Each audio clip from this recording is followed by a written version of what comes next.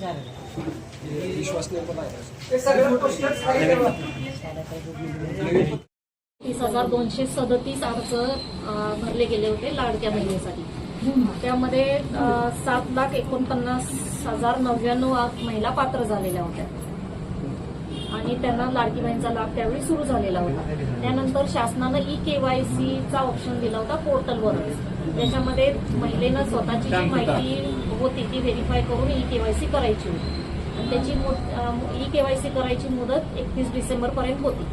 त्यानंतर बऱ्याच महिलांची KYC चुकलेली आहे करताना, त्यांनी माहिती भरताना काहीतरी चुका झालेल्या आहेत महिलांनी माहिती भरताना, असं काही तक्रारी आल्यानंतर परत ती KYCची मुदत फेब्रुवारी, मार्च, एप्रिल 30 एप्रिलपर्यंत वाढवण्यात आली। पुढे 4 महिने ते दुरुस्ती करायचा ऑप्शन, ज्यांनी नव्यानं KYC करायचा ऑप्शन नव्हता पण ज्यांनी KYC करताना काही चुकीची माहिती भरली गेली तर ते दुरुस्ती करण्यासाठी 30 एप्रिलपर्यंत शासनानं मुदत वाढ दिली आणि त्यानंतर ती मुदतवाढ त्यानंतर बंद झाली।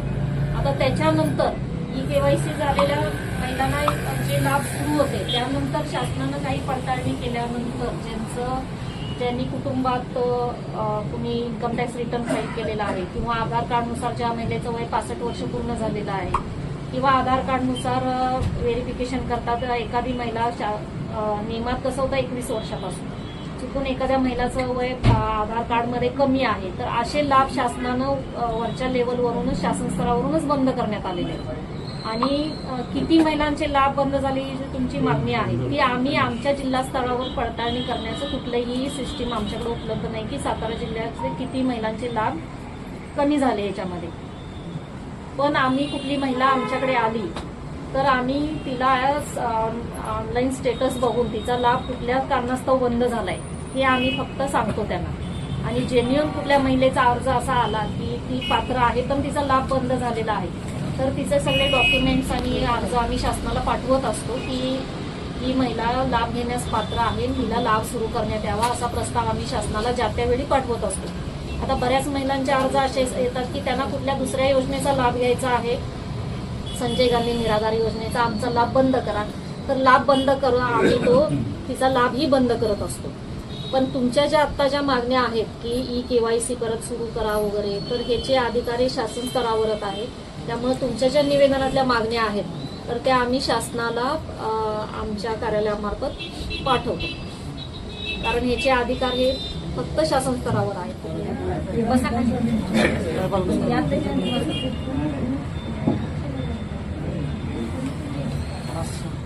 उज्ज्वला किसन सुतार, राहणार क्षेत्रमहूली। मला आताच नुकतं पद मिळाले काँग्रेस महिला तालुका अध्यक्ष सातारा।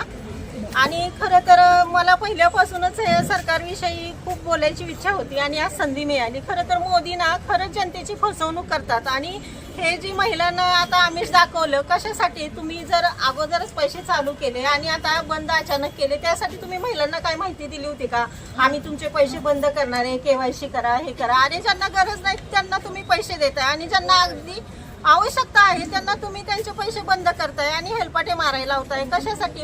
महिला रोजगार करतात, रोजचे 200 रुपये बुडवून दिवसेंदिवस तिथे थांबतात आणि त्यातून पण परत तुमची KYC झाली नाही असं तुम्ही सांगता आणि हे पैसे तुम्ही बंद नाहीत केले पाहिजेत। अगोदरच तुम्हाला काय महिला म्हणाय आल्या नव्हत्या आम्हाला 1,500 रुपये महिना द्या म्हणून तुम्ही स्वतःहून चालू केले तर आता ते तुम्ही जोपर्यंत सत्तेत आहात तोपर्यंत हे पैसे बंद झाले नाही पाहिजेत असं सगळ्या महिलांचं मत आहे।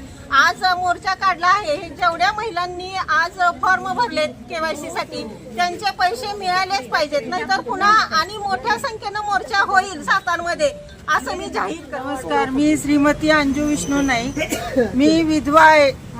माझा मुलगा मोठा आहे त्यामुळे मला विधवा पेन्शन मिळत नाही, पण बुडत्याला काठीचा आधार यासाठी देवेंद्र फडणवीस साहेबांनी जी लाडकी बहीण योजना जी सुरू केली होती आणि ती अचानकपणे बंद केली आहे।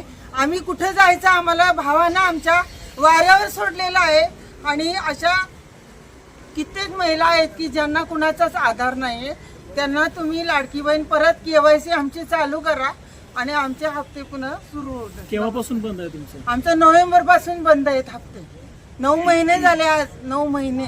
कारण काय सांगितलं का? नाही, कारण म्हणजे KYC ज्यांची झाली त्यांना तर मिळत नाही, मिळतायत निम्म्यांना मिळतायत, पण आमची काय झालं, मी ऍडमिट होते त्यामुळे मला केवायसी करता आली नाही. नंतर बाहेर पडल्यावर लोकांनी काय सांगितलं की बँकेची केवायसी करायची, म्हणून मी गावाला जाऊन केवायसी करून आले आणि माझा हप्ता बंद झाला. मला हे कळलं नाही. पण मी आता विनंती करत आहे की 5 ते 6 वेळा मी या ऑफिसमध्ये खेटा घातलेल्या आहेत आणि मोने साहेबांना मॅडमना भेटून मी सांगितले केवायसी तुम्ही चालू करा, ज्या वेळेला वर्ण येईल त्यावेळेला आम्ही मॅडम तुमचं करतो, हे त्यांनी आश्वासन आम्हाला दिलेलं आहे. आणि ते आश्वासन देवाभाऊंनी आमचं पूर्ण करावं एवढीच नम्र विनंती आहे. राजे घोरपडे. आज या ठिकाणी सातारा जिल्हा महिला काँग्रेसच्या वतीनं सातारा जिल्ह्यातील तमाम लाडक्या बहिणींना न्याय मिळवून देण्यासाठी हा सातारा जिल्हा महिला काँग्रेसच्या वतीनं हा मोर्चा आयोजित केलेला आहे.